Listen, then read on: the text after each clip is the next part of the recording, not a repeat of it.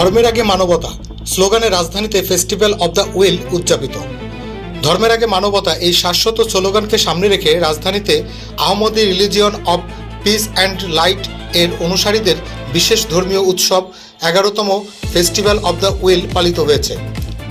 গত শুক্রবার বিকেলে ধানমন্ডি লেক পার্কে অত্যন্ত ভাবগাম্ভীর্যের সাথে এই অনুষ্ঠানের আয়োজন করা হয়। সংগঠনের পক্ষ থেকে জানানো হয়, রাসূলুল্লাহ সাল্লাল্লাহু আলাইহি সাল্লামের পবিত্র ওসিয়ত বা শেষ ইচ্ছাপত্রের পূর্ণতার 11 বছর পদার্পণ উপলক্ষে এই বিশেষ উৎসবের আয়োজন করা হয়। অনুষ্ঠানের শুরুতে মহান আল্লাহর প্রতি শুকরিয়া জ্ঞাপন এবং রাসূলুল্লাহ সাল্লাল্লাহু আলাইহি সাল্লাম সহ সকল নবী রাসূল ও আল্লাহর মনোনীত প্রতিনিধিদের প্রতি সালাম ও শ্রদ্ধা নিবেদন করা হয়। অনুষ্ঠানের মূল পর্বে রাসূলুল্লাহ সাল্লাল্লাহু আলাইহি সাল্লামের পবিত্র ওসিয়তনামা পাঠ করে শোনান সংগঠনের অনুসারী মুস্তাফা কাউসার। সভা শেষে সংগঠনের সদস্যরা রাজধানীর বিভিন্ন জনবহুল এলাকার জনসচেতনতামূলক প্রচারণা চালান। তারা ধর্মের আগে মানবতা শীর্ষক লিফলেট বিতরণ করেন এবং রাজধানীর বিভিন্ন স্থাপনায় আনুগত্য একমাত্র আল্লাহর প্রতি স্লোগান সম্বলিত স্টিকার যুক্ত করেন।